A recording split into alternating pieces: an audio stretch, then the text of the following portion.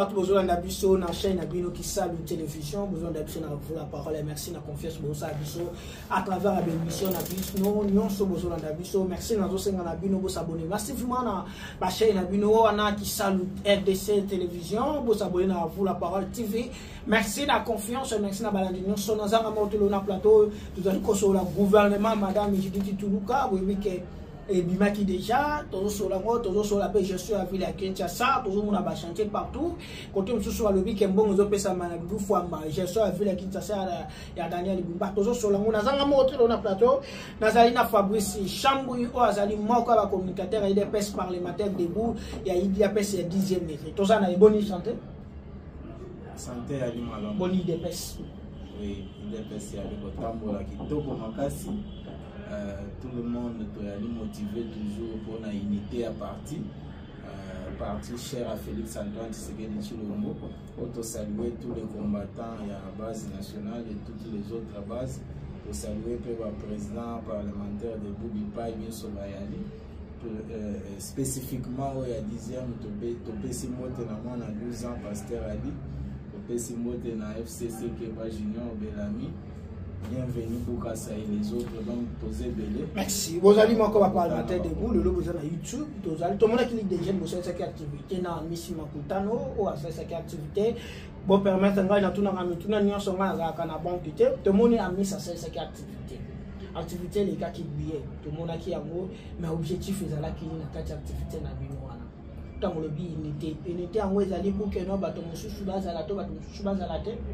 En tout cas, je félicite d'abord les organisateurs, principalement, en général, ils sont jeunes, et en particulier le président national et la Ligue des jeunes, Adolphe Amissi Mabutano. Je crois que c'était le 15 août, vendredi dernier, où ils ont une véritable démonstration de force à l'explanade. Il y a siège à parti dans 11e limité. Je crois que Zalaki au Monaki monde Tondaki, donc c'était pour couper court na barimer au bateau sous les ennemis du chef de l'État véhiculé, soit disant que parti est allé à Kokufa, mais on a démontré pour la énième fois que parti est toujours debout. Yomongo Zalaki sur le terrain, on ne peut pas beaucoup commenter, mais l'image est allée au bateau. Donc c'était quoi d'abord? Au départ, quelques jours avant les 15. Président national et la Ligue des jeunes a salarié déjà mis au point pour nous soit rappeler bilingue à travers la République. Et le 15 août, les Sphinx pendant son vivant a pesa qui topé à consacrer qui en haut la jeunesse a parti. Étant donné que le 15 août et Ali Mukolo est marqué plutôt vote et à Sphinx dans la conférence nationale souveraine. Voilà pourquoi ce qui était arrivé dans Mukolo le 15 au salon devant Explanade et à parti et Zalaki pour Mokonzamboka et tout le monde va monaquer IDPS et Ali déterminé. Est-ce que Miss Azo mérité que Robin a président Ligue des jeunes c'est l'homme à texte Nabino ou bien à Ligue président Ligue des jeunes ou à s'autoproclamer comme président Ligue des jeunes? Je crois que tout ça là débat à ma campagne. Mais maintenant tout le monde quand même légitimité n'a pas contesté pas. Mais c'est lui au-delà de tout parce qu'il y a des gens au Bamessani qui ont évolué dans des rêves. Selon Ndenge Bango Bayaliko Kanissa, mais la réalité ne leur dit absolument rien. Mais vous allez constater que réellement, c'est lui qui engage des partis. En Ligue des jeunes, c'est Amissi Mabutano. Donc, Kabou Yazo a parti comme président Aïe. Mais c'est lui le président. Mais liste n'est tout le monde président. Il semblerait que liste n'est pas rejetée. On a président, c'est mon président, ça a reconduit qu'à Batouana. Mais Batou Bayali maintenu. D'ailleurs, le secrétaire général Augustin Kabouya, autre Yaliko salué, il a fait plusieurs fois mise au point pour nous que vous qui critiquez abusivement, soit disant que l'IDPS allait représenter l'actuel gouvernement Otobengi soumis à DT. C'est bizarre, comment comprendre ça pendant que le ministre de la Défense, Guy Kabombo Madamvita, c'est une émanation de l'IDPS. Il a garder même poste. Pendant que Doudou Famba aux finances, il garde le même poste. Il a été désigné là-bas sur le compte ou soit sur la liste de l'IDPS. Mais c'est Jacqueline Chabani à l'intérieur, toujours maintenu dans le poste. Même maman Eugénie Tchela, parce que quelques jours avant, sorti à gouvernement, tout le monde qui présente, c'est Maman Eugénie Tchela, vice-ministre et intérieur. Oh, c'est Augustin Kabouya, à la Kisakibiso, elle aussi a été désignée sur la liste. Alors, de l'IDPS. Mais elle est de l'IDPS. Même. Mais Wana, bref, c'est ça le problème. Bref, Dieu merci. Nous coupons court des informations. Parce que yo yebi, comment nous avons été motivés pendant beaucoup de temps pour nous like ça dans mon kilike. C'est que nous-mêmes, dans l'IDPS, ça se retourne toujours contre nous. Parce que comment expliquer, nous soutenons tous les chefs de l'État, mais Toyali, pour s'attaquer vivement, brûlamment, n'a si confiance. Vous croyez que quelque chose se passe à limiter, Félix Tshisekedi n'est pas informé. Excusez. Les cas à Miss Maroutano Adolphe, vous croyez que le chef de l'État n'est pas informé que c'est lui le président de la Ligue des Jeunes? Alors, donc bref, tout le monde est contraire. Donc nous aimons une chose et son contraire. Sortir au gouvernement, Madame Judith Toulouka, ça tu fais par rapport à Casting et Salami, grâce à Coutinho, comme on a Eliezer, dans la vidéo, mon corps vous permet na moni Mustafa, je crois que tu bengana kinaye au semaine kaka oyo to kozala sur na plateau azo sa mama comme to zanaye to tapena mbenja na pesi mboto misika zo na ngai combattre des pes déjà na moment opportun to zala na bango mais nani balobi na landaki na vidéo wana mona mboka parlementaire debout et des pes Mustafa balobi. Après, si exemple, je crois Bundi, je crois Dité, je crois sacrifier, je n'ai sinaye, mais après ça grâce à Coutinho, alors il faut qu'on a bloqué le Parlement de Boissy. L'acte nous a concerné, c'est que le peuple n'a pas se commis pour être. Nous, la base 10e riz, base nationale, je ne cesse de le dire, pour évoluer à contre-courant et contre les décisions prises par les chefs de l'État, étant donné que Mobonzamboka a l'autorité de référence. D'abord et avant tout, au salarié par déclaration avec tous les autres amis qu'on en a limité pour soutenir l'actuelle équipe gouvernementale. C'est ce que presque ce que disait Augustin Kabouya l'autre fois, le Baki. Ceux qui ont obanaï la elongi songolo pakala et à la nommer na katia gouvernement et que elongi wana et se retrouver vous avez le droit ya kolakisa inquiétude par rapport à elongi oyo banaki ko au Kanisaki et au Bima dans le gouvernement. Mais dire que l'IDPS n'est pas représenté au sein du gouvernement, ça c'est un faux message, c'est de l'infox, c'est de l'intoxication. Alors, personne n'a pu nier Bitumba Oya Bundi. Il mérite aussi quelque chose. Mais s'attaquer à Batuko Mokonzamboka à Poni, je ne sais pas si cela peut être accepté par nous. Donc bref, nous souhaitons soutenir de l'autre côté. Mais vouloir que tel ou tel autre soit là, c'est un droit légitime. Vous comprenez? Ceux qui nous effort et que nous avons des compétences.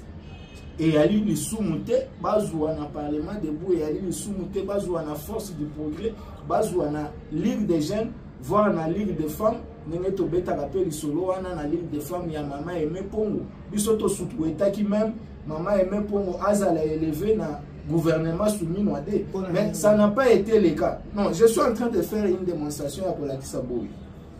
On peut soutenir tel ou tel individu, telle ou telle figure au monde. Alors, mais si ce dernier n'a pas été choisi par les chefs de l'État, panier y a lui circuler. Nenge to lobaka.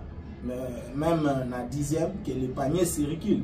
Il suffit que tous à la wana et chacun a son tour. Nenge balwa peine ali falansa chez les coiffeurs, chacun a son tour. Mais qu'on s'attaquer individuellement na batu oh Mokonzamboka a nommé, c'est s'attaquer aussi indirectement au chef de l'État. Mais toyali wana pona ko luka été ba oyo ba salaki certains efforts pendant que les partis étaient dans l'opposition. Ils méritent. Yo yebina depuis autant de temps na yaka awa na lobaka epa na yo to sala na yo ba émission belé na beta comme le solo ya méritocratie na lobaka à l'IDPS on doit quand même faire revenir cette notion de méritocratie, c'est-à-dire mutu oyo abundeli eloko ayali ko mériter yango a bénéficier na yango. De temps en autre temps on a betaka le solo ya Dégérade yo yebi na betaka le solo na il y a des fils maison ya IDPS o ba yali ko mériter ko zoa direction générale ya Dégérade, mais ils sont dans les oubliettes. Donc bref, quant au gouvernement soumis non. Est-ce que c'est l'homme attente? C'est l'homme attente de la population. Besoin de la population à ce côté-là. Nous avons un casting de mon sali. Tout ça est clair et sincère. L'attente de la population à ce côté-là. Courant est stable, mal est stable, sécurité est assurée, colia, nous avons accès à des soins médicaux, à accès à ma campagne. Est-ce que le gouvernement va réaliser l'attente de la population? Mais comment tu peux juger par leurs apparences? Non, on peut juger, mais dans le lobby, tu peux espérer parce que quand tu as mon ils ont le col à terre, entraîneur en bête. Ceux qui entraîneur à terre qui a ça le classement, même ils ont mon supporter, c'est pas tout fallier aux assurances. Attends que j'ai changé dans mon sous. Mais réalité, autant vraiment que notre équipe pour entraîneur à terre, faisons l'action réellement que tu as gagné. Oui, les apparences sont parfois trompeuses. Mais en tant que Congolais, nous espérons que les choses puissent bien marcher. En tant que Congolais, parce que nous avons mais il y a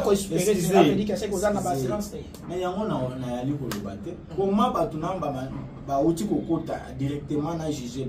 Même les chefs de l'État, chacun sera évalué, je crois, après chaque 3 mois, si je ne m'abuse pas. Mais il y a la majorité des 45 qui mobilisent reconduit. Non, tout dépend de la discipline, tout dépend de la rigueur du chef. Nenge to moni mokonza ali mokonza mboka ayali ye moko déterminé pour te biloko topé makambo et changer que les choses soient boostées. Alors, il y aura une certaine pression, na contrôle où vous allez régulièrement exercer. Na ba o ayali ko kamba tous les ministères, c'est-à-dire tous les membres du gouvernement, mutuna domaine naïe. Mais nous en appelons à la conscience. Si tous les ministres pouvaient être conscients pour dire que Moka Oyo Yali a Tshisekedi Mokote, c'est un pays autoyemba même na hymne national que nous assurerons ta grandeur, nous peuplerons ton sol. Wana na hymne national. Tant que tu peupler sur la Congo, mais il faut te rendre na Congo grandeur na yango. Mais est-ce que grandeur autoyemba na hymne national, il faut être à la kaka slogan? Point d'interrogation. Donc, nous en appelons à une prise de conscience. Mais nous soutenons ce gouvernement parce que tout le monde va dignifier ce gouvernement. Non, basé belé, mais mais na bandi nous na intérieur, to pesi chance na ministère ya intérieur.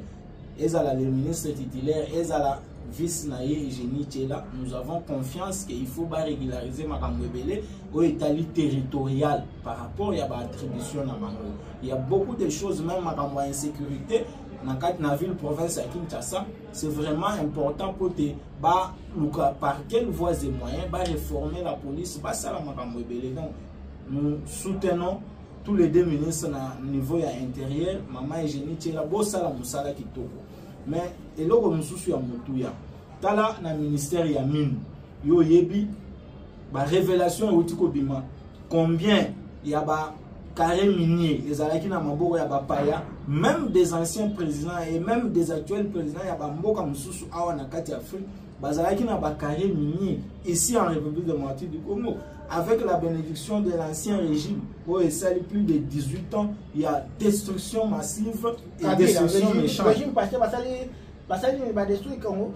le régime de Joseph Kabila.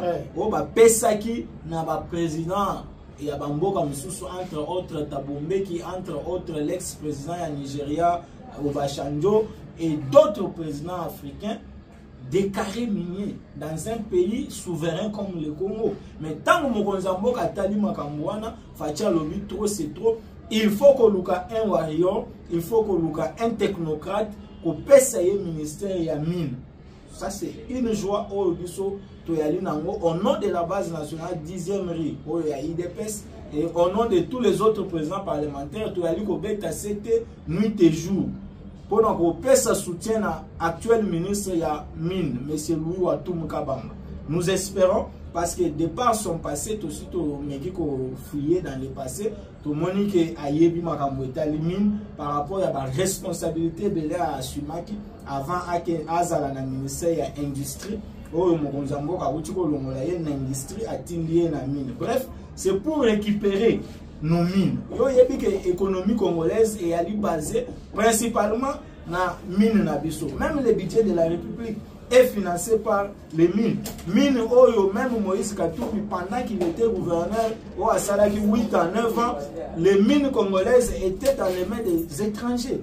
Banamora Tobandako bénéficiait na yangote. Bref, ce gouvernement, c'est un gouvernement qui va résoudre beaucoup de problèmes. Et Topé Sabango confiance sous le management de Topé direction et à Mokonzambo, Félix Antoine Tshisekedi Tshilombo. Nous espérons que les choses vont changer. Parce que est-ce qu'il faut souhaiter malheur contre la République? C'était malheur, mais tu réfléchis quand même, total quand même. Parce que oui, que non, l'UDPS bilan, il y a le gouvernement Mobimba, il y a Madame Judith, il y a le ministre, non, c'est pourquoi la tête, il y a bilan IDPS au courant. Bon, à tout le monde qui est IDPS, quelquefois c'est une fausse analyse. Parce que le gouvernement Oyo et l'UDPS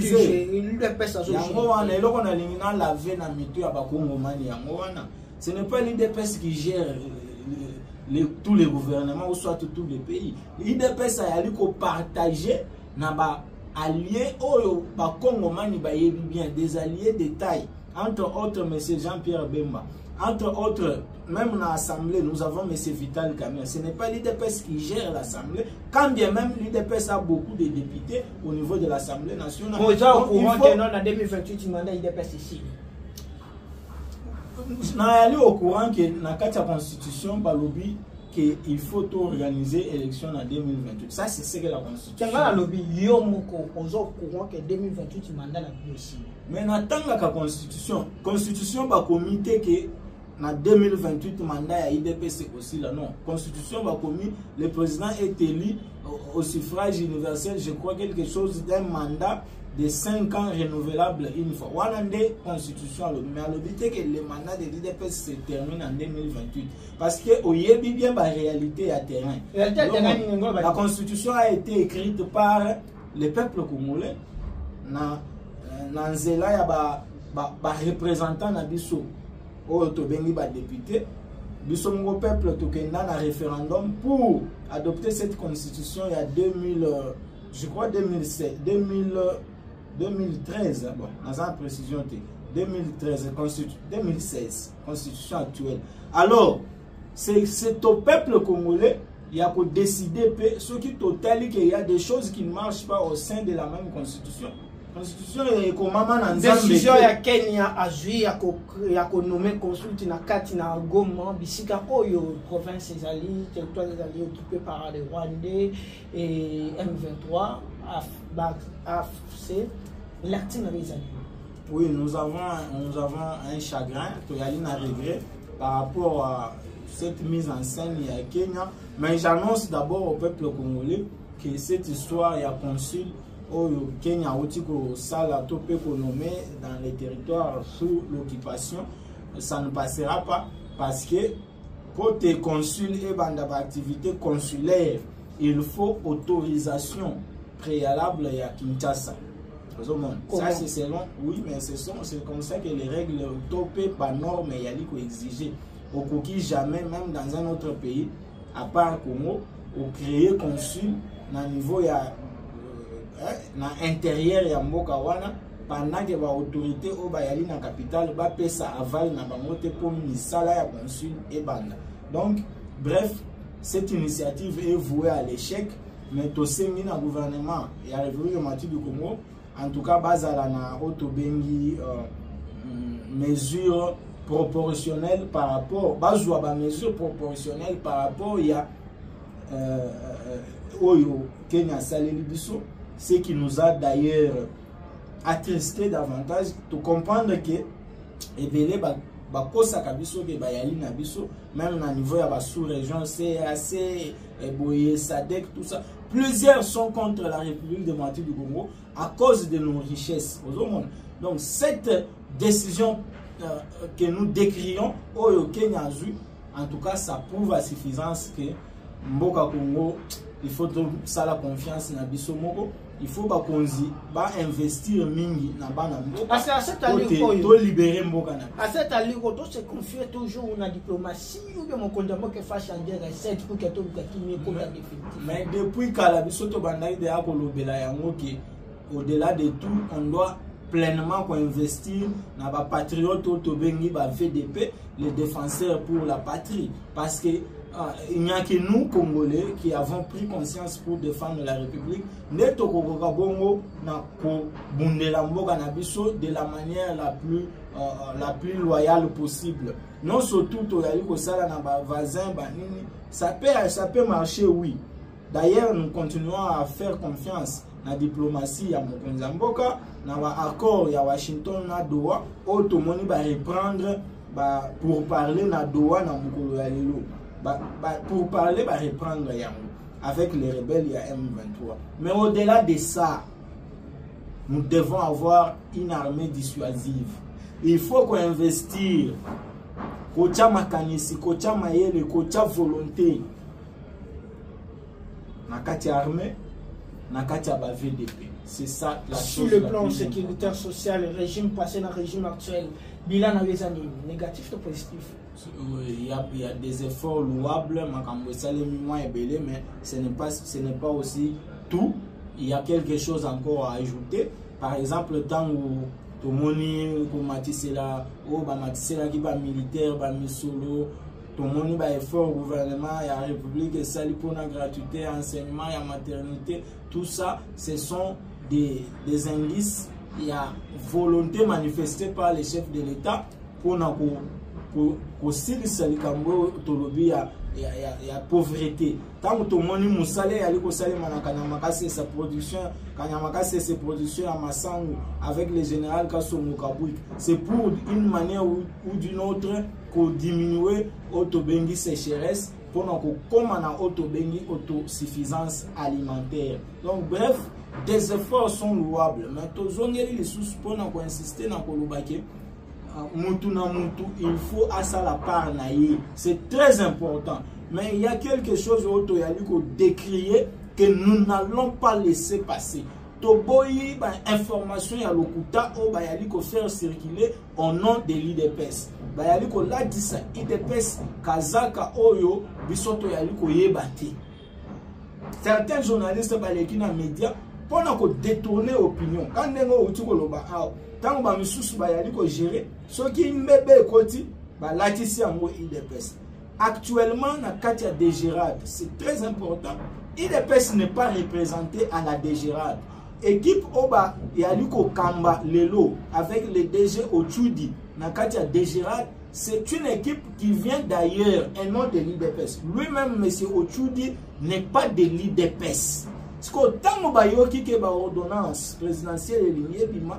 lelo ba komi ko pesa mbongo na batu balega na ba media ba kosa batu ke Ochudi na ba oba yali ko kamba de Gérard bazalaki proposer na liste ya IDPS tout ça parce que une équipe ya CNS ba kendaki na DGRAD pour na ko inspecter ko yeba soki corruption to pe kanyaka yali ko salema kuna e bakangi ba dirigeant oyo bayali bazalaki na direction générale ya DGRAD oyo bayali ko bercer na corruption na clientélisme pour combattre la politique ya gestion avec transparence au mokonzi mboka ayali ko impulser tongo poko bref nous nous donnons la vraie information il est venu le moment où IDPS il faut parce que c'est aussi un honneur IDPS a dirigé par régie financière oyo ko pesa misolo na gouvernement oyo ko sala ete tocha armée na biso na ba condition ya malamu voilà pourquoi nous mettons en cause ba allégation ya lokuta oyo ba yali ko yebisa biso ke le DG actuel ya DGRAD Ochudi il est de la liste du parti soit il a été désigné par le parti IDPS non c'est faux et yali lokuta le moment est venu parce que to yali ko zela bacha batu o ba yali na bolingo ya mboka Congo na ba entreprise publique bipai wapi misolo yali ko longwa to pe ko bima pona ete ba alimenter gouvernement ya république va alimenter ba institution, va relever niveau de vie à ba Congomani. L'heure est venue, le moment est arrivé. Oyo, il faut battre. Il y a ba les gens, il y a ba probité. Battu oyo, ba yali na sincérité du cœur. Battu ona no ba kota na ba détournement te. Bazwa ba entreprise publique, ba établissement public, local la dégirade. Et c'est maintenant le moment où l'IDPS doit aussi s'imposer en tant que parti au pouvoir. Parce que okoki ko yana pouvoir pour accompagner kaka ba allié. Non. Ba allié bazwa kaka ba responsabilité ya minene. Mais non. La politique est à l'IP monde et à intérêt. Nous avons nakati ya Otobengi programme nabiso, il y a le peuple d'abord. Mais pour osaler le peuple d'abord, il faut osaler na ba moyen, il faut osaler na bisika ba décision ezouama. Pour organiser peuple wana, mais ceux qui ont yali ko observer ba alliés, ceux qui IDPS a yali toujours libanda en train d'observer comment les alliés gèrent. Et même les cas les plus frappants où il y a désirade. Non, on ne peut pas accepter ça. To sengi na mukonzi mboka, to sengi na bakonzi nyonso ba kolanda biso ba garantir na ba entreprise nyonso. Je parle spécifiquement de la désirade, mais c'est aussi pour toutes les autres entreprises. SNEL, Régie des eaux, SNCC, GECAMINE, ONATRA. Et il faut ba dignifier, bato bazana idéologie à les pères. Il y a Sphinx, les gens qui ont de l'amour pour le peuple congolais. Voilà la dénonciation on a eu ça. Et quand le chef de l'État va satisfaire la demande de Nabiso, tout en mettant les hommes de probité, les hommes intègres dans l'entreprise publique et local en Akatia de Gérald, ça va aider la population congolaise. Mais mon Gonziamboka, Augustin Kabouya, aïe bien, qui sont les vrais fils de l'IDPS, Nakatia de Gérald. Bisoto monaka pionnier Otto Bengi na Congo, il y a grand pionnier Félix Médard Kamp. C'est quelqu'un qui a beaucoup de capacités, Moutoua Zalina, compétences avérées, et un tisséquediste de première classe. Je parle sous contrôle, il y a des fonctionnaires, non surtout Nakatia de Gérald, Oba Monaki, en octobre dernier, pendant que Félix Médard Kamp Ouazalaki, DG intérimaire dans Katia de Gérald, il a su mobiliser plus de 137%. Il y a une assignation de PSAKI.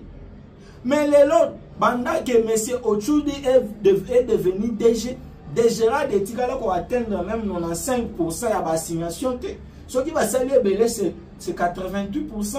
Mais quelqu'un qui a su mobiliser plus de 137%, il y a une assignation. Baché Libanda.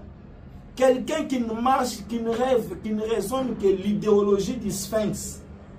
Pour avoir passé plus de 30 ans aux côtés du père pendant son vivant. Félix Médard Kamp, pour Nabiso, si tout dépendait de moi, si tout dépendait de la base nationale, il y a 10e limité. Si tout dépendait des combattants de l'IDPS, pour nous, c'est Félix Médard Kamp qui mérite la direction de la DGRA. Voilà. Parce que message. Le mot de la fin. Le mot de la fin, nous demandons au peuple congolais, et particulièrement aux combattants de l'IDPS, de payer sa confiance dans Mokonzi Mboka, de payer sa confiance dans Bakonzo Bayaliko Kamba, parti IDPS, de payer sa confiance dans la nouvelle équipe gouvernementale. De saluer l'effort et l'outil Salema. La vidéo est commise déjà au Tambola, tout le monde, famille biologique et Andegonabiso, les regrettés Wampanga, tout le monde, Koutana, na secrétaire général, le président intérimaire et IDPS Augustin Kabouya. En tout cas, Kotia point sur les i, peut-être d'ici une semaine, obsèque, Topé Matanga, enterrement, Toko Kundande Gonabiso, auto-regretté qui Wampanga. Donc, que vive l'unité au sein de l'IDPS. Que vive la hiérarchie Oyo et Aliko Kamba na Katia IDPS. Ma Congomani, to tika la nelikia, to espérer, to pe sa confiance na Fati Béton, parce que le développement de notre pays et Yali Bissomoko ba Congomani et non des étrangers qui viendront pour développer ces pays. Merci beaucoup. Merci. Vous avez bien pour l'Andabiso, s'abonner à notre chaîne, partagez ma vidéo Nabiso. Merci beaucoup, c'est Dieu, merci bien ma fils de là. Merci.